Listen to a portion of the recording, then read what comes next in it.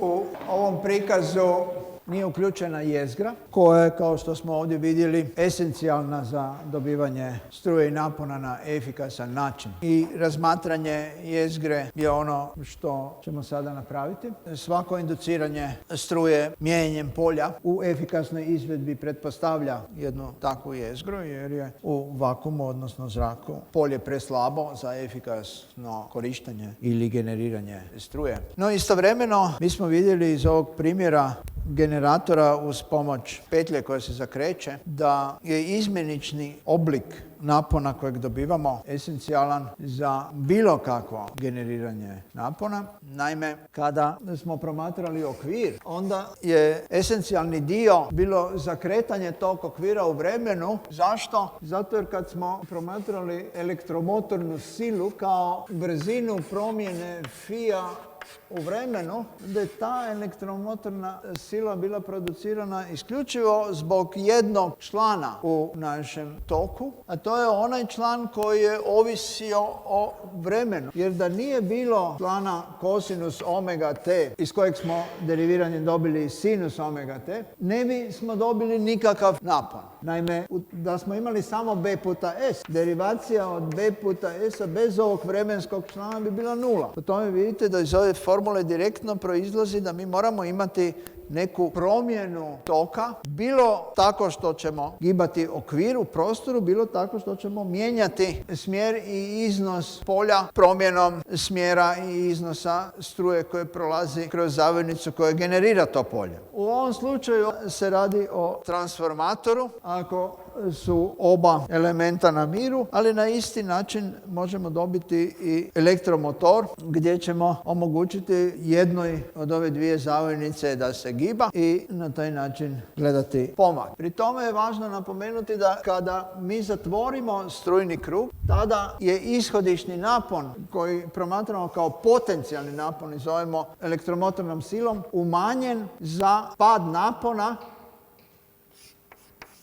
u jednom takvom strujnom krugu. Dakle, ako mi sada iz jednog ovakvog generatora dobijemo nekakav napon izmjenične struje i upotrijebimo ga u nekom strujnom krugu kroz koji teče struja I, onda smo de facto uključili generator izmjenične struje u ovaj cijeli sistem zajedno s elektromotornom silom i sa unutrašnjim otporom koji ima izvor i koji će onda pasti zbog toga što će se strujni krug zatvoriti kroz izvor i uključivati pad napona ovisno o svom unutrašnjem otporu i struji koja će prolaziti kroz cijeli krug. Dakle, kad se naboji stave u gibanje, elektroni se stave u gibanje, oni će korespondirati energiji koja će biti generirana strujom određene jakosti i ovaj dio onda koji proizlazi iz Ohmovog zakona nazivamo padom napona na izvoru i rezultirajući napon kojeg možemo mjeriti voltmetrom na izvoru više neće biti elektromotorna sila E, nego će biti elektromotorna sila E umanjena za taj pad napona i nju ćemo zvati naponom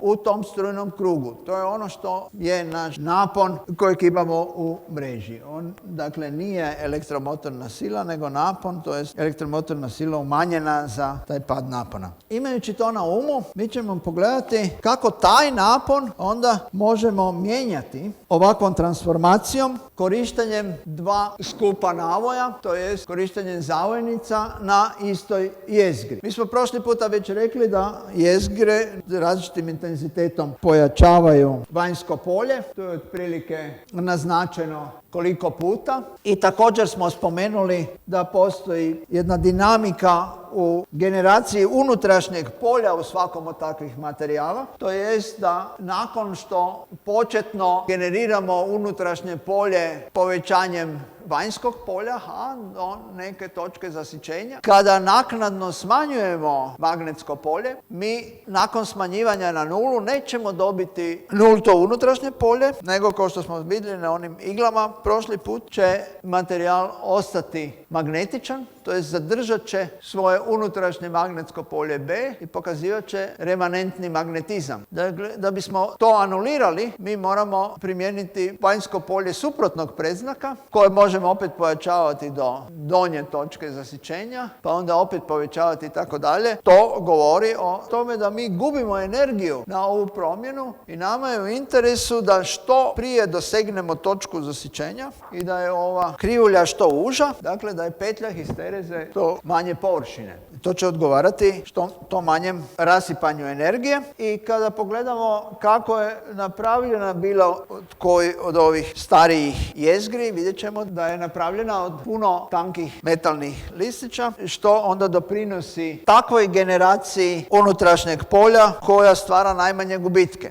I sad se tu pojavljaju dva pitanja na koje ćemo odmah dati odgovor, a to je prvo, zašto uopće i na koji način mi trebamo transformirati struju, zašto nam je interesantno da imamo visoki napon, nizak napon, a drugo, na koji način iz onoga što smo do sada radili to slijedi i osim toga, zašto nama nije u interesu imati kompaktni materijal, na koji način imamo gubitke kada bilo omogućimo histerezu sa velikom površinom, bilo da omogućimo formiranje unutrašnjeg polja u kompaktnom i homogenom materijalu. I odgovor je relativno jednostavan na oba pitanja. Prvo pitanje je kako ćemo za ovakav transformator moći Faradayevim zakonom opisati transformaciju napona. Ja ću koristiti odmah napon, podrazumijevajući da se radi o elektromotornoj sili. Drugim riječima, zanemarit ću unutrašnji otpor i napisat ću Faradayev zakon u obliku U1 za prvu zavojnicu, da je jednak brzini promjene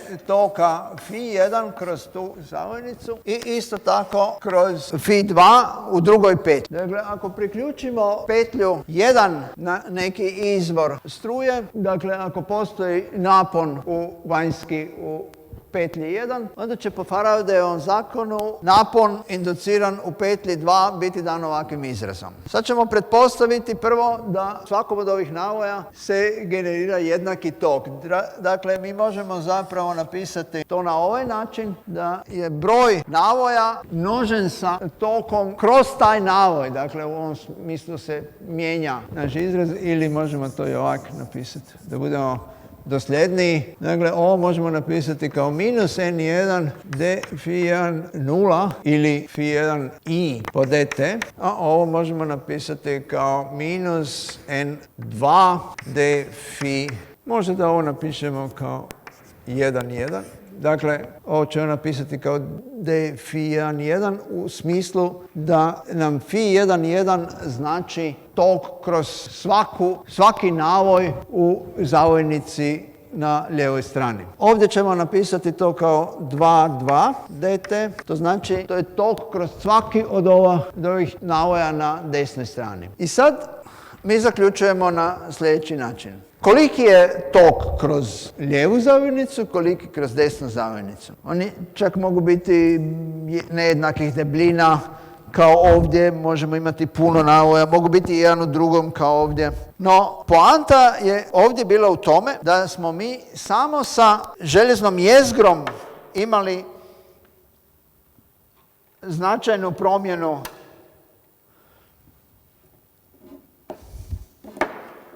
napona u sekundarnoj zavojnici. Bez jezgre, međutim, ta promjena je bila neznatna. Dakle, mi zaključujemo da je tok najjači, najintenzivniji i daje najveći doprinos u samoj jezgri. Budući da i u ovom slučaju dvije zavojnice dijele jezgru, onda ćemo pretpostaviti da je tok u jednom i u drugom slučaju isti za cijelu zavojnicu i da je jednak kroz sve navoje ove zavojnice. Prema tome da ovo možemo napisati ovako. I sad vidite, ako podijelimo ove dvije jednadžbe jednu s drugom, onda ćemo dobiti da je to n1 kroz n2. Drugim riječima, ako je u prvoj zavojnici više navoja, a u drugoj manje, to znači da ćemo spustiti napon. Jer ako je ovdje 220 navoja, a ovdje 1, onda to znači da ćemo sa 220 volti doći na 1 volt. I obrnuto. Ako koristimo manje navoja, da bismo generirali napon u sekundaru sa više navoja, onda ćemo podići napon. Sad ima jedna esencijalna stvar zbog koje mi trebamo podići naš napon, a to je gubitak energije u vodičima zbog prolaza struje kroz njih. Smo prošli puta vidjeli da rad možemo izraziti kao umnožak napona i naboja i to znači da je to umnožak snage i vremena s jedne strane, a s druge strane, ako pogledamo samo struju koja prolazi kroz vodič, onda to ujedno daje onaj dio rada koji se disipira u vodičima prilikom prolaska struje kroz njih i koji je vrlo velik kada je struja velika, jer raste sa kvadratom jakosti struje. No iz ovog ovdje slijedi da ako mi promatramo vrlo jaku struju, na primjer 100 ampera na 220 volti, dakle neka je to početna snaga P1, ta snaga mora biti jednaka snazi na drugom naponu uz drugu struju. Ovaj izraz, kad kombiniramo sa onim što smo ovdje dobili, vidimo da možemo napisati uz pomoć transformacije napona za različite zavojnice. Pretpostavimo da nam je U1 jednako 220 volti, kao što smo rekli. Pretpostavimo da nam je I1 jednako 100 ampera. I sada pretpostavimo da smo transformirali taj napon tako što smo koristili omjer od 1/1000 između broja navona N1 i N2. Dakle, neka je N1 kroz N2, 1 kroz 1000. Onda vidimo da kada dignemo ovaj napon na 220.000 volti, da će struja pasti na 0,1 ampera i da će prema tome gubici biti milion puta manji. Zbog toga što je omjer između I1 i I2 1000, a gubici odgovaraju struji na kvadrat, prema tome 1000 na kvadrat. Mi to možemo demonstrirati jednim efektnim pokusom. Da vidite i eksplicitnu definiciju snage s obzirom na onaj gore rad i način na koji smo dobili rad. Mi ćemo dići napon sa 220 volti na 5000 volti. Nakon toga ćemo umjesto običnog vodiča, dakle žice, uzeti špagu kojom ćemo prenijeti struju strujnim krugom do drugog transformatora koji će spustiti napon na 110 volti i pri tome ćemo promatrati kakve gubitke imamo gledajući što će se dogoditi sa špagom u tom strujnom krugu.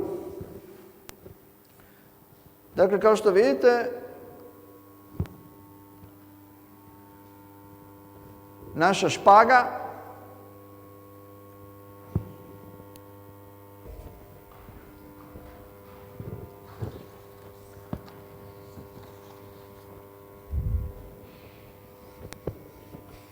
uspješno prenosi našu struju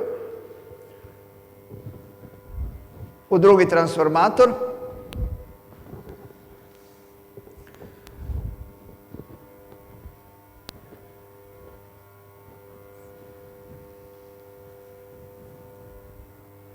Pri čemu naboji vrše relativno mali rad, to jest imaju relativno male gubitke. S obzirom na nizak iznos struje pri tako visokom naponu. Kao što vidite,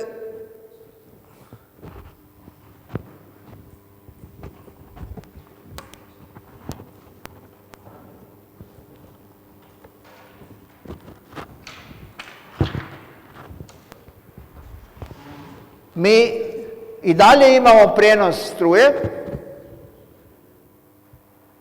Zašto?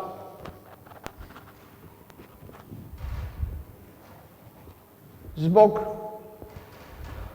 sad se veza prekinula, zbog karboniziranja špage i u početku je vodič bila voda u špagi, no kad se voda isparila i špaga karbonizirala, onda je vodič bio ugljik, dakle grafit.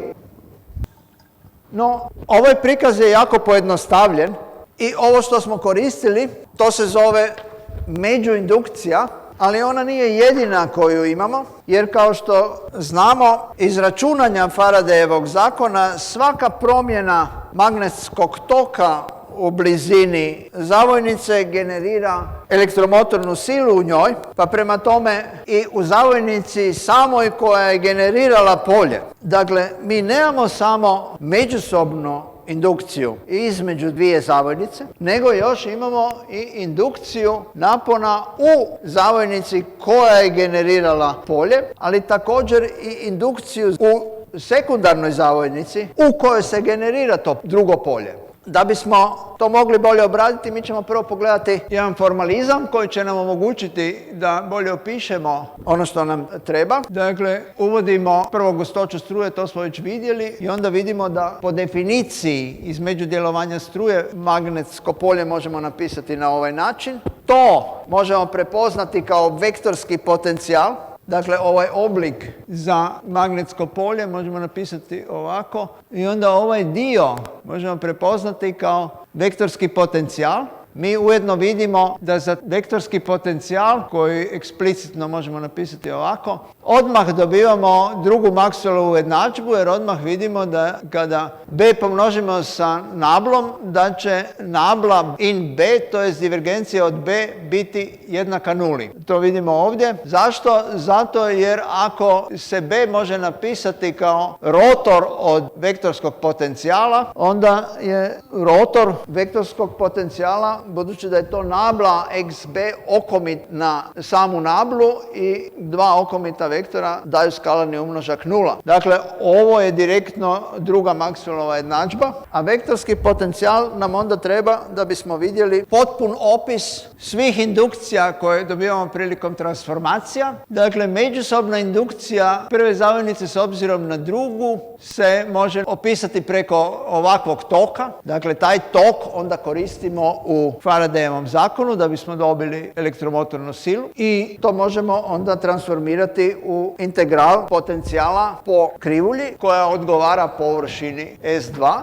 s tim da je eksplicitni oblik za potencijal onda dan na ovom formulom. I sad mi vidimo da je elektromotorna sila koja je inducirana u drugoj petlji dana ovim izrazom, no struja inducirana u toj petlji će povratno inducirati struju u ishodišnoj petlji koja je generirala tu struju i to onda je opisano Lenzovim pravilom. Dakle, inducirana električna struja ima takav smjer da proizvodi magnetski tok koji se suprotstavlja promjeni toka zbog kojeg je nastala. Ovdje to imamo u jednoj zavojnici s obzirom na drugu. U drugoj zavojnici se inducira tok koji onda povratno se opire toku i promjeni toka zbog kojeg je nastao. Dakle, inducira natrag struju u originalnoj zavojnici, ali također i u samoj sebi, no i originalna zavojnica također inducira napon i struju i promjenu toka koja se opire nastajanju kojeg je originalni tok inducirao. I na taj način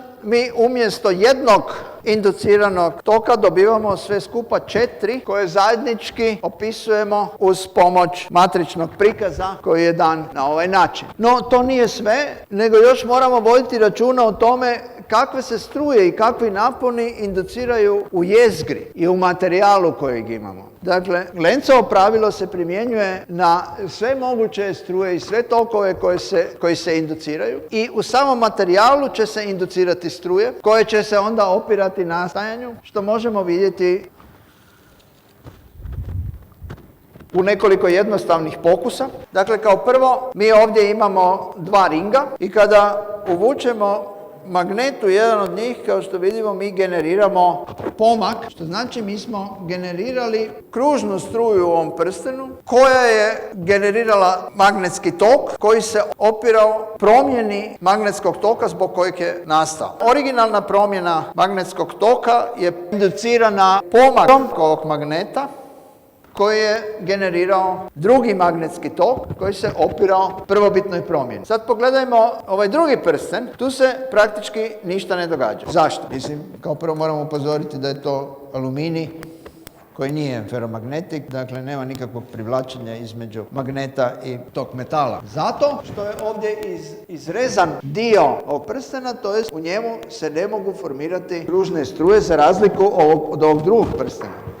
Dakle, kao prvo mi moramo omogućiti nabojima da se mogu kretati po nekoj zatvorenoj peti. Da se zaista stvaraju struje koje su takve da se magnetski tok kojeg generiraju opire magnetskom toku koji ih je inducirao. Možemo vidjeti iz ovog pokusa gdje kroz zavojnicu propuštamo struju koja se neće bitno smanjiti time što će prolaziti kroz relativno velik broj navoja ovdje. Ali ako mi zatvorimo ovu jezgru, Vi vidite da će se generirati struja koja će generirati tok koji će se opirati magnetskom toku u jezgri, povećati pad napona na zavojnici i smanjiti pad napona na žarulji. ovo je malo složeniji pokus, njega ćemo detaljnije još pogledati sljedeći put i zato ćemo još prikazati jedan jednostavniji pokus gdje ćemo demonstrirati direktno promjenu toka uzrokovano promjenom napona u primaru, pri čemu će nam ovaj prsten biti sekundar. Kao što vidimo, očito je da postoji Struja koja generira opozicijski tok zatvorena u ovaj fizički objekt, onda se događa gibanje tog objekta u prostoru. Mi možemo serijski generirati promjenu toka u više elemenata, jer ako je ova zatvorena petlja takva da omogućuje generaciju toka u jednom svom vanjskom dijelu, onda vidite da je uspješno generiran tok i u ovom drugom dijelu, a naravno da u svim tim slučajevima postoji disipacija energije, što možemo vidjeti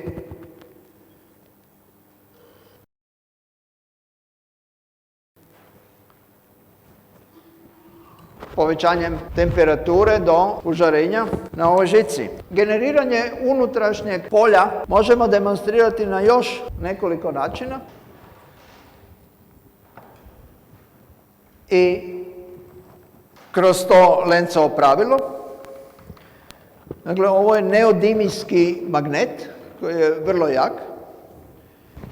I kad ga pustimo niz ovu aluminijsku letvu, onda će se u njoj inducirati takozvana Foucaultova ili Eddyjeva struja koja će stvarati tok koji će se opirati promjeni toka zbog kojeg je nastao i to po Lenzovom pravilu. Iako se naravno ova dva materijala ne privlače, budući da je to aluminij. Jednako tako se ova dva materijala ne privlače, no možemo vrlo efektno demonstrirati Lenzovo pravilo. I vidite da je za razliku od normalnog slobodnog pada,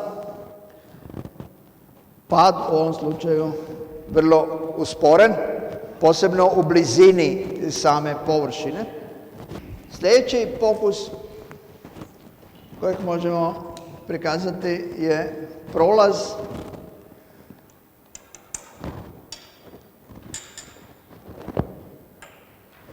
ove dvije kuglice kroz bakrenu cijev, pri čemu je ovo neodimijski magnet, a ovo je obična željezna kuglica, imaju identične radijuse. Dakle, ova kuglica će proći kroz cijev slobodnim padom, dok ovdje trebamo čekati zaista dugo da kuglica prođe kroz cijev, opet Lenzovog pravila,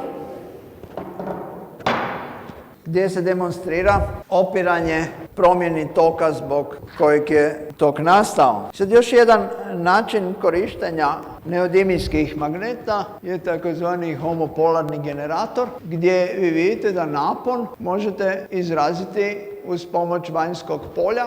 Ako ovaj dizajn reverziramo i umjesto potrošača priključimo vanjski izvor struje, onda ćemo Zbog ovog najkraćeg puta gibanja elektrona od osovine do kontakta dobiti zakretanje cijelog diska po Lorencovoj sili. Ovaj gornji magnet služi samo zato da preko šarafa drži bateriju, dok kroz volumen donjeg prolaze elektroni zatvarajući strujni krug na način kako je prikazano na ovom slajdu, pri čemu je ovaj dio u našem prikazu koji odgovara u gibanju elektrona u unutrašnjosti neodimijskog magneta primjer gibanja individualnih naboja u ograničenom prostornom dijelu kojega svejedno definira kao struju u vodiču i dakle na tu struju, to jest na taj niz elektrona koji zatvaraju vanjski strujni krug, stalno djeluje Lorencova sila s obzirom na smjer polja. Dakle, Lorencova sila generirana vanjskim poljem B, pri čemu je vanjsko polje za elektrone generirano u unutrašnjosti materijala, dakle u unutrašnjosti neodimijskog magneta. I zakreće taj vodič u prostoru oko osi, međutim, budući da su elektroni koji tvore vodič dio ovog materijala, onda to rezultira zakretanjem cjelokupnog materijala. I to je sukus homopolarnog motora. Ja ću staviti okvir na bateriju na čijem dnu će biti neodimijski magnet koji onda demonstrira rotaciju.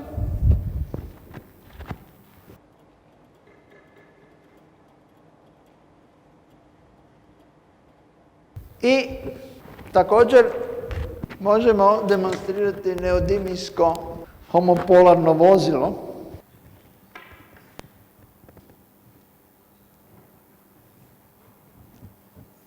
Mislim da nećemo uspjeti i izgleda da je bilo dovoljno struje za moju pripremu, ali ne za ovu demonstraciju. Ništa. Dobro. I sad bih vam ja prikazao jedan filmić. Jeste vi čuli za TED Talk? TED Talk su predavanja koje uključuju sve ono što je jako popularno i interesantno u svim mogućim domenama. Znanost isto ima veliku zastupljenost i sad ćete vidjeti jedan film o supravodljivosti i magnetima. Kad smo već kod toga da ispričam jednu priču o Londonu iz 19. stoljeća. U 19. stoljeću je London bio jako zagađen. Jedan od glavnih razloga, vi znate iz onog starog Sherlock Holmesa, ne onog novog, bila istosmjerna struja koja se nije mogla transformirati i nije se mogla transportirati na velike udaljenosti. Prema tome je u svakom kvartu trebala biti centrala koja je bila termocentrala na ugljen. I London je shodno tome bio užasno zagađen dok nije došao Tesla koji je stvar promijenio. Ali da smo tada imali supravodljivost, to ne je bio problem.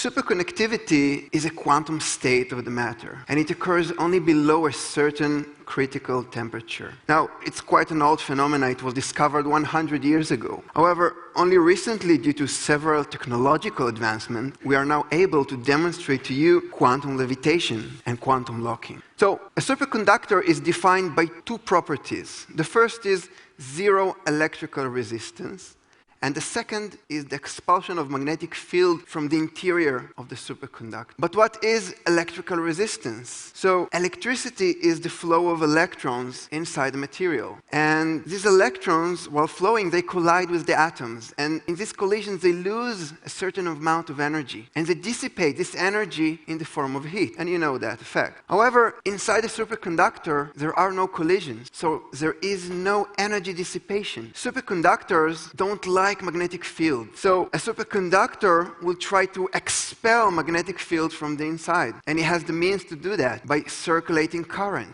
Now, the combination of both effects, the expulsion of magnetic field and zero electrical resistance, is exactly a superconductor. But the picture isn't always perfect, as we all know, and sometimes strands of magnetic field remain inside the superconductor.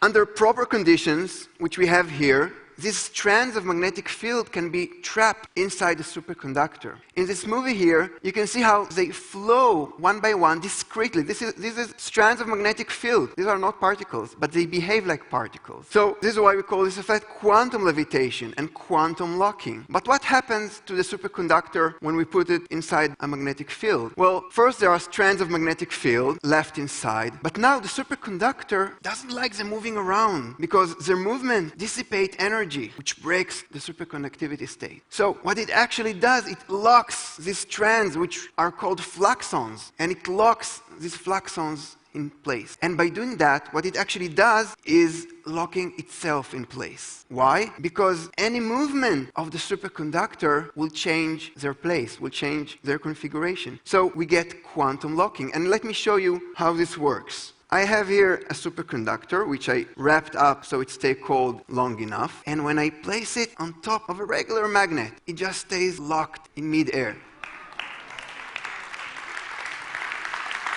Now, this is not just levitation, it's not just repulsion. I can rearrange the fluxons and it will be locked in this new configuration, like this, or move it slightly to the right or to the left. So, this is quantum locking. Actually locking, three-dimensional locking of the superconductor. Now, of course, I can turn it upside down, and it will remain locked. If I take this circular magnet, you see, I can adjust, and I can rotate. But how many fluxons, how many magnetic strands are there in a single disk like this? Well, we can calculate it, and it turns out quite a lot. 100 billion strands of magnetic field inside this 3-inch disk. That this superconductor that you see here is only half a micron thick. It's extremely thin. And this extremely thin layer is able to levitate more than 70,000 times its own weight. A large circular rail here. Oh, I can adjust its position like this and rotate, and it freely moves in this new position. I will try to rotate the track, and hopefully, if I did it correctly, it stays suspended. This 2-millimeter thin superconducting layer could hold 1,000 kilograms. Transfer enormous amount of currents inside superconductors, so we can use them to produce strong magnetic fields, such as needed in MRI machine, particle accelerators, and so on. But we can also store energy using superconductors because we have no dissipation. And we could also produce power cables to transfer enormous amount of current